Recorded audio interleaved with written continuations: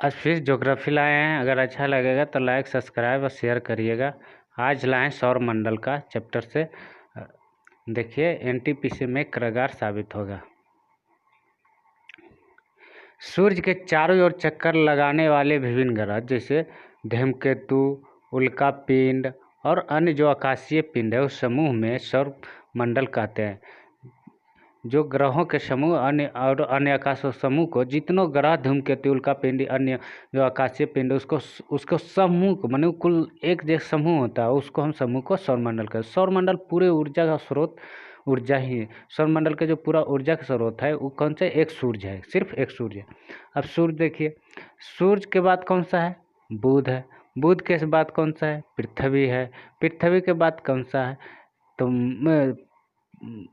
पृथ्वी, बुध के बाद कौन सा है? शुक्र है। कौन सा? शुक्र है। ये शुक्र है। तो इसमें क्या है? शुक्र है।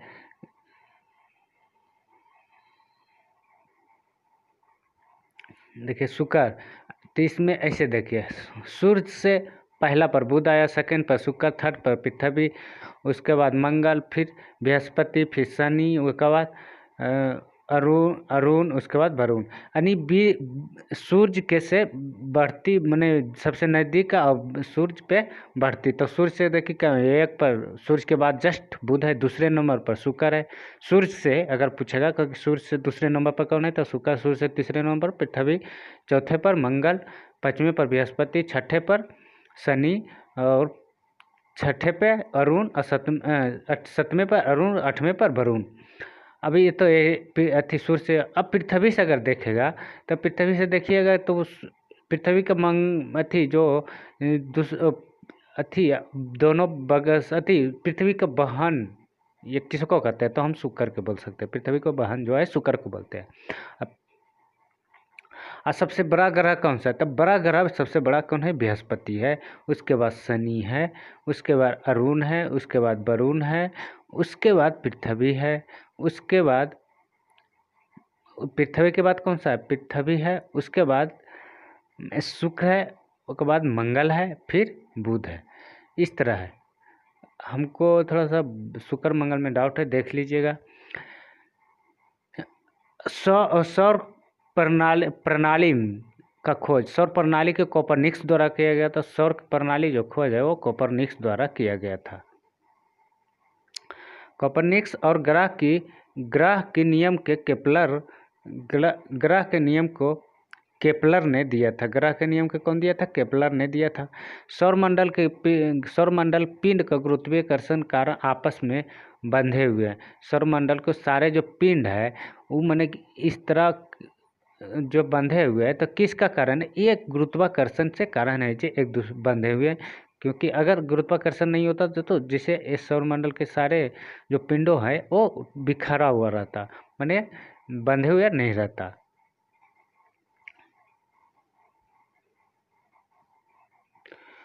सूर्य एक तारा है। सूर्य एक तारा है और सौरमंडल का मुखिया है। यह क्या है? सूर्य है जो एक तारा और सौरमंडल के मुखिया है।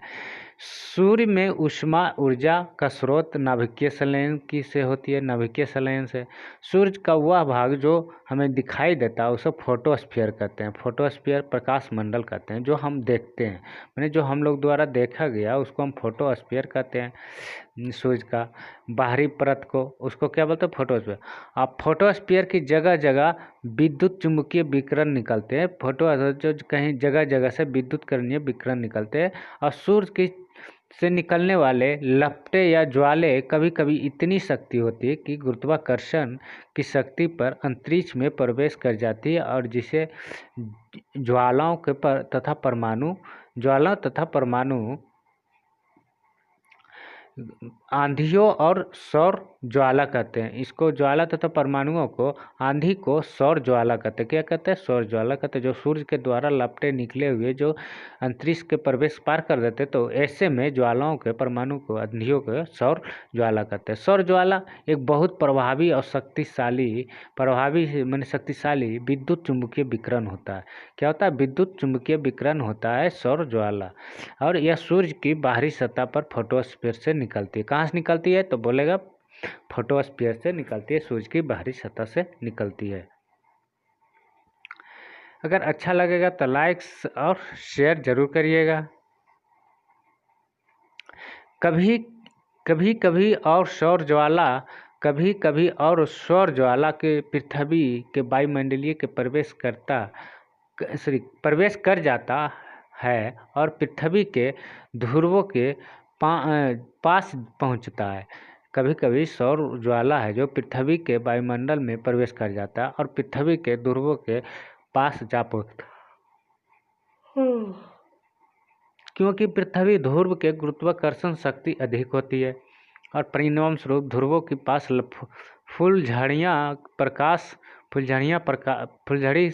फुलझड़ी सी प्रकाश देखने के लिए मिलता है, जिसे अरोरा लाइट कहते हैं। क्या कहते हैं? अरोरा लाइट कहते हैं। या पृथ्वी की उत्तरी ध्रुव पर इसे हम अरोरा बोरियालिस कहते हैं। दक्षिण ध्रुव पर अरोरा ऑस्ट्रेलियस कहते हैं। सूर्य की सतह का वह भाग जिसे विद्युत चुम्बकीय विकिरण और सौर ज्वाले कहते हैं, जिसे हम विद्युत चुम्बकीय विकिरण को सौर ज्वाले कहते हैं। उत्पन्न होकर दूर तक चल जाती है और वह काला रंग का धब्बा बन जाता है, क्योंकि सूर्य का उससे भाग उष्मा निकल जाने के कारण सूर्य का भाग ठंडा हो जाता है और वह काला धब्बा हो जाता है। इसे सौर कलंक कहते हैं। इसका क्या कहते हैं? सौर कलंक कहते हैं। सौर कलंक अस्थायी नहीं होता है, क्योंकि वह यह बनता बिगड़ता रहता है। जो सौर कलंक है वो अस्थायी नहीं होता है, बार बार बनता बिगड़ता रहता है। यह मानने है कि बिगड़ने में 11 वर्ष समय लेता है और जिसे हम सौर कलंक चक्र कहते हैं। जे बिगड़ने में कितना लेते हैं? 11 वर्ष समय लेते हैं और उसे हम सौर चक्र कलंक कहते हैं। विद्युत चुम्बकीय जो सौर कलंक से बाहर निकल और पृथ्वी की वायुमंडल में प्रवेश करता है तो पृथ्वी के बेतार संचार प्रणाली ध्वस्त कर देते हैं। सूर्य की बाहरी भाग सूर्य ग्रहण के समय अंगूठी भांति चमकता हुआ दिखाई देता है। वो कैरोना कहलाता है। जो सूर्य की अंगूठी से भांति चमकता है सूर्य के ग्रहण समय, उसके कैरोना बोलते हैं। पृथ्वी की सूर्य की दूरी लगभग 1.98 करोड़ किलोमीटर है। क्या है? करोड़ किलोमीटर है। करोड़ किलोमीटर। सूर्य के वर्तमान आयु 15 अरब वर्ष है। सूर्य को जो वर्तमान आयु है 15 अरब वर्ष है।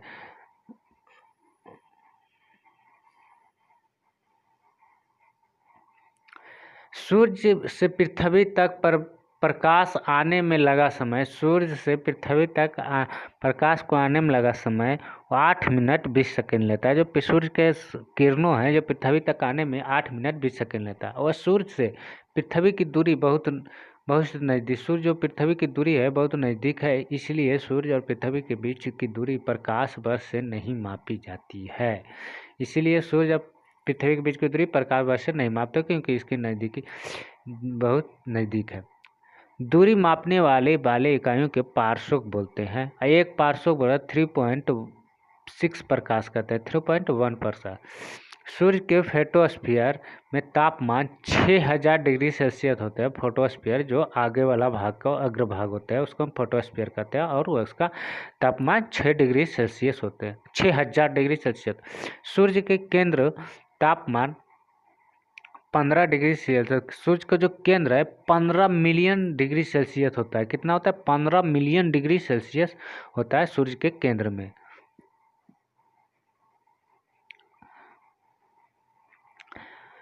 किसी भी तारे के जीवन काल अनुमान 10 मिलियन वर्ष होता है। किसी जो तारे है उसका जीवन 10 वर्ष होता है, 10 मिलियन वर्ष होता है। और 10 अरब वर्ष का भी 10 अरब वर्ष होता है, या तो 10 मिलियन वर्ष या तो 10 अरब वर्ष होता है किसी तारे के जीवन काल।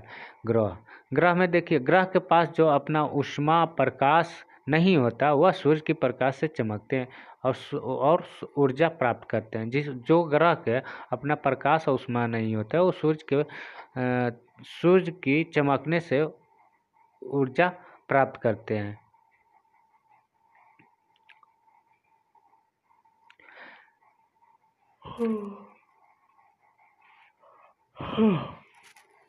सूर्य से दूरी के अनुसार, जो सूर्य के दूरी के अनुसार है, ये बता चुके हैं आपको। सूर्य के जो दूरी अनुसार है तो बुध है, शुक्र है, पृथ्वी है, फिर मंगल है, फिर बुध है, फिर सूर्य, बृहस्पति है, शनि, अरुण, वरुण।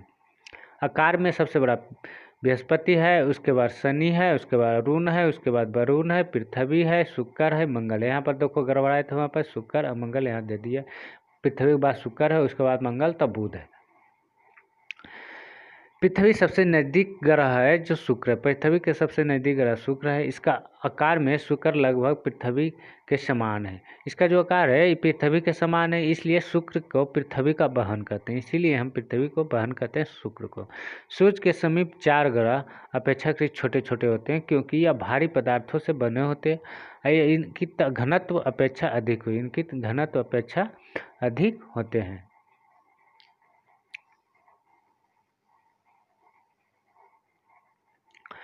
वही शेष 4 ग्रह वही शेष हल्के और पदार्थ से बने होते हैं। इसका घनत्व कम होता है, अपेक्षाकृत काफ़ी बड़े होते हैं। आंतरिक ग्रह बुध, आंतरिक ग्रह जो छल्ले के अंदर, जैसे बुध हो गया, शुक्र, पृथ्वी, मंगल, ये आंतरिक ग्रह है। बाह्य ग्रह कौन सा है? बृहस्पति, शनि, अरुण, वरुण। बाह्य ग्रह कितने हैं? 4 है, और 4 आंतरिक ग्रह। बाह्य ग्रह देख बृहस्पति, शनि, अरुण, वरुण है। अधिकांश ग्रह पश्चिम से पूरब की ओर परिक्रमा करते हैं। पश्चिम से पूरब की ओर अधिकांश ग्रह करते हैं, जो कि शुक्र और अरुण पूरब से पश्चिम करते हैं, यानी पूरब से पश्चिम घूरते हैं। अब अधिकांश ग्रह पश्चिम से पूरब घूरते हैं।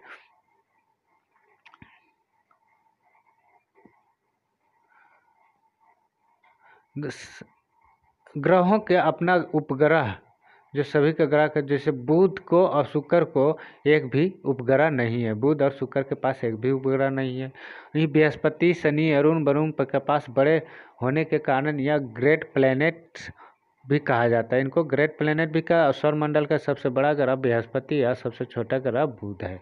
सौरमंडल का जो सबसे बड़ा ग्रह है बृहस्पति और सबसे छोटा ग्रह बुध है। बुध के पास, यह सूर्य के सबसे पास ग्रह है। सूर्य को बुध है जो सूर्य के सबसे पास ग्रह बुध को माना जाता है। कि सूर्य के सबसे अधिक करीब होने के बावजूद यह सौरमंडल में सबसे गर्म ग्रह नहीं माना जाता। सूर्य के सबसे नज़दीक होने के बाद इसको हम गर्म ग्रह नहीं मानते हैं, शुक्र को मानते हैं। यह मंडल का सबसे छोटा ग्रह है। यह सौर मंडल का सबसे छोटा ग्रह और इसके पास अपना कोई उपग्रह नहीं है। और शुक्र के पास भी अपना कोई उपग्रह नहीं, परंतु अपना चुंबकीय क्षेत्र है, पर इसका चुंबकीय क्षेत्र खुद का है। चुंबकीय सबसे निकट होने के कारण सूर्य की परिक्रमा सबसे कम समय में करता है, 88 दिन में कर। पूछेगा कब सबसे कम समय में परिक्रमा कौन करता है, तो ये सबसे कम समय में परिक्रमा बुध करता है, 88 दिन में कर लेता है।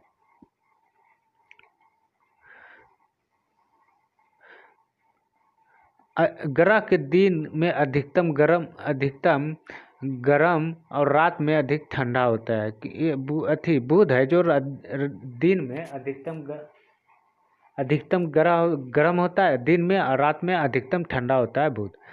अब शुक्र के देखिए, शुक्र के पास भी एक भी उपग्रह नहीं है। सबसे चमकीला और सबसे गर्म ग्रह शुक्र है। क्या चीज़ सबसे चमकीला और सबसे गर्म ग्रह शुक्र है। इससे सांझ का तारा, भोर के तारा भी कहा जाता है। यह पृथ्वी के निकट ग्रह भी है। यह सबसे ज़्यादा चमकने वाला तारा भी है। इसकी घनत्व, आकार और व्यास पृथ्वी की समान रखता है, इसलिए पृथ्वी की वहन कहते हैं, क्योंकि इसका घनत्व और आकार सब पृथ्वी के समान है। पृथ्वी सौरमंडल के 5वां सबसे बड़ा ग्रह है। पृथ्वी है जो सौरमंडल का 5वां सबसे बड़ा ग्रह। इससे पहले कौन सा है बताओ? बृहस्पति है, अरुण है, शनि है, अरुण है, वरुण है, और उसके बाद 5वां पृथ्वी है। जल में उपस्थित कारण नीला ग्रह, क्योंकि पृथ्वी पर जल पाए जाने के कारण यह नीला, अंतरिक्ष से नीला दिखता है, इसलिए नीला ग्रह कहते हैं। पौधे की घास वनस्पति उपस्थिति के कारण हरा ग्रह, और पेड़ पौधे उपस्थित के कारण इसे हरा ग्रह भी कहा जाता है। तो इसमें कोई पूछेगा नीला ग्रह और चाहे तो हरा ग्रह किसको कहते हैं, तो पृथ्वी को कहा जाता है। इसकी ध्रुवीय व्यास लगभग 12,714 किलोमीटर। इसका ध्रुवीय व्यास कितना है, 12,714 किलोमीटर। अब इसका विषुवतीय व्यास 12,756 किलोमीटर है, यानी 12,756 और 12,714 किलोमीटर इसका विषुवतीय और ध्रुवीय व्यास है। पृथ्वी अपने अक्ष पर सम्मुख 23.1/2 अक्षांश पर, मैंने 23.5 डिग्री के अक्षांश पर झुकी है। पृथ्वी है जो अपने अक्ष पर 23.5 डिग्री पर अक्षांश पर झुकी है। और सूर्य के बाद पृथ्वी का निकट तारा है जो प्रैक्सिमा सेंचुरी कहते हैं। सूर्य के बाद जो सबसे निकट तारा है उसको हम प्रैक्सिमा कहते हैं। सौरमंडल के सूर्य के बाद सबसे बड़ा ग्रह है जो डॉग स्टार भी कहते हैं, जो पृथ्वी की 4.2 प्रैक्सिमा सेंचुरी कहते हैं, जो कि पृथ्वी से 4.22 प्रकाश वर्ष दूरी पर स्थित है। यह आकार और बनावट दृष्टिकोण से पृथ्वी और शुक्र के समान है। इसका जो आकार और बनावट है जो पृथ्वी के आकार के समान है, पृथ्वी और शुक्र के समान है। पृथ्वी एक दिन में रात का अक्षीय गति परिभ्रमण कारण ऋतु परिवर्तन इसकी सूर्य की वृत्तीय गति परिक्रमण के कारण होता है।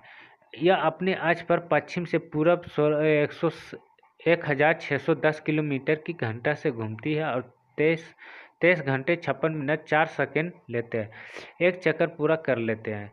कितना में, यह अक्ष पर पश्चिम से पूरब घूमते हैं। पृथ्वी है जो यह अक्ष पर पश्चिम से पूरब 23 घंटे 56 मिनट 24 सेकंड में पूरा चक्कर करता, बोले तो 24 घंटे में।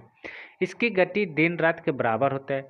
पृथ्वी सूर्य की परिक्रमा कर लगने में 365 दिन लेते हैं। 65 दिन 5 घंटे 48 मिनट 46 सेकंड लेते हैं पूर्ण चक्कर करने में पृथ्वी सूर्य का। इसे एक वर्ष कहते हैं।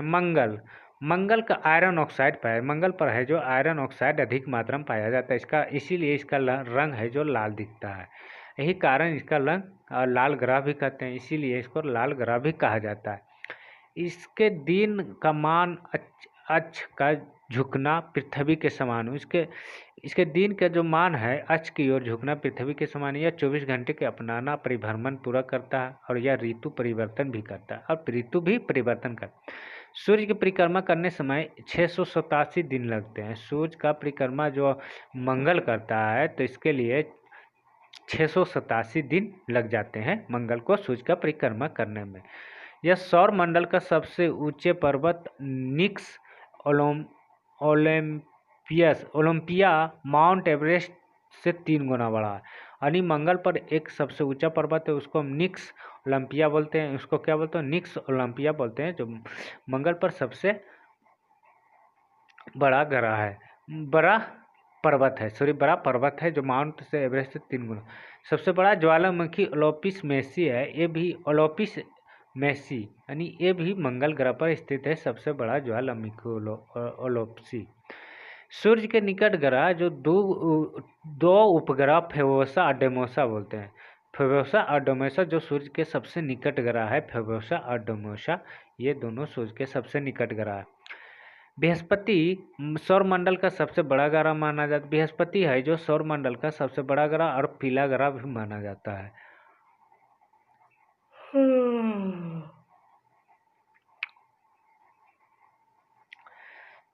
बृहस्पति अपनी धुरी के चक्कर 10 घंटे में सबसे कम समय लगाते हैं। 10 घंटे में सबसे कम समय लगाते हैं और सूर्य का चक्कर 12 वर्ष समय लेते हैं। खुद का चक्कर जो लगाते हैं 10 घंटे में लगाते हैं, जो सबसे कम समय ले, और सूर्य का चक्कर 12 वर्ष, जो सर्वाधिक 63 उपग्रह, जिनमें से सबसे बड़ा इसमें जो सबसे अधिक है 63 उपग्रह बृहस्पति का 63 उपग्रह, और इसका सैनीमीड सबसे बड़ा उपग्रह है। क्या सैनीमीड है जो सबसे बड़ा उपग्रह है। शनि का आकाश में पीले रंग दिखता है। और बृहस्पति कैसा दिखता था, बृहस्पति भी पीले रंग, यानी शनि और बृहस्पति दोनों पीले दिखते हैं। सामान्य नजर ये सौरमंडल का दूसरा सबसे बड़ा ग्रह माना जाता है। शनि है जो सौरमंडल का सबसे दूसरा बड़ा ग्रह, इसके चारों ओर वलय का होना है। इसके जो वलय का नहीं, वलय छल्ला, जिस तरह जैसे ये शनि है तो इसको चारों पट्टी छल्ला से घिरा हुआ उसको हम वलय कहते हैं। जो शनि के चारों पट्टी से घिरा उसको हम वलय कहते हैं। इसके उपग्रह से संख्या लगता है 60 है, जो कि अब बढ़ा दिया गया है, नहीं हमको मालूम है, न्यूज़पेपर में आया था। फेबोसा का नाम उपग्रह की संख्या अन्य उपग्रह की संरचना की विपरीत दिशा में घूमती है। ये क्या अन्य उपग्रह विपरीत दिशा में घूमती है? इसका सबसे बड़ा उपग्रह टाइटन है। इसका सबसे बड़ा उपग्रह कौन है? टाइटन है। यानी शनि का जो सबसे बड़ा उपग्रह है वो टाइटन है, जो कि आकार में बुध के बराबर है। ये टाइटन उपग्रह है जो शनि का, उसका जो आकार है जितना बड़ा बुध है उतना बड़ा इसका टाइटन उपग्रह है। इसकी खोज 1771 ईस्वी में विलियम्स हार्लेस ने द्वारा किया गया था। और उनका खोज कब किया? 1781 ईस्वी में विलियम हार्लेस किया था। दोबारा इसका सौरमंडल का तीसरा सबसे बड़ा माना जाता है। सौरमंडल द्वारा इसको तीसरा सबसे बड़ा, इसके 9 वलय है। इसका क्या है? इसका योर 9 वलय है, क्योंकि वलय जो है उसके यार 9 वलय। किसका? अरुण का इसमें 9 विलय है। अन्य ग्रहों की विरुद्ध अपने अक्ष पर पूर्व से पश्चिम की ओर घूमती है, जिसके कारण यह सूर्योदय पश्चिम से और सूर्यास्त पूर्व में होता है। और उल्टे ग्रह भी कहते हैं इसको लेटा ग्रह भी कहते हैं, लेटा हुआ ग्रह कहते हैं। अरुण क्यों लेटा हुआ ग्रह का? क्योंकि अपनी धुरी पे इतना झुका हुआ है कि लेटा हुआ प्रतीत होता है। इसका उपग्रह है जो उपग्रह की संख्या 27 है और सबसे बड़ा उपग्रह टाइटेनियम है। इसका उपग्रह की संख्या 27 है। इसका सबसे बड़ा उपग्रह टाइटेनियम ब्रून। यह सूर्य का सबसे दूरी स्थित है। सूर्य का जो सबसे दूरी पर स्थित है, इसका 1846 किलोमीटर में जर्मन खगोलशास्त्री जहाज गाले द्वारा की गई हरे रंग की ग्रह कहा। वरुण का जो है हरे रंग के ग्रह कहते हैं। इसका खोज किया था जर्मन खगोलशास्त्री गाले। इसके चारों तरफ मीथेन गैस का शीतल छाया है। वरुण का है जो चारों तरफ मीथेन गैस का शीतल छाया है, यही कारण से हम अति शीतल बोलते हैं मीथेन गैस के, इसीलिए हम अति शीतल बोलते हैं। इसके कुल उपग्रह की संख्या कितना? उपग्रह की संख्या 13 है। और इसका सबसे बड़ा ट्रिटॉन है। तो अरुण का सबसे बड़ा जो उपग्रह है वो ट्रिटॉन है। कितना क्या है? ट्रिटॉन। अरुण का सबसे बड़ा उपग्रह ट्रिटॉन है।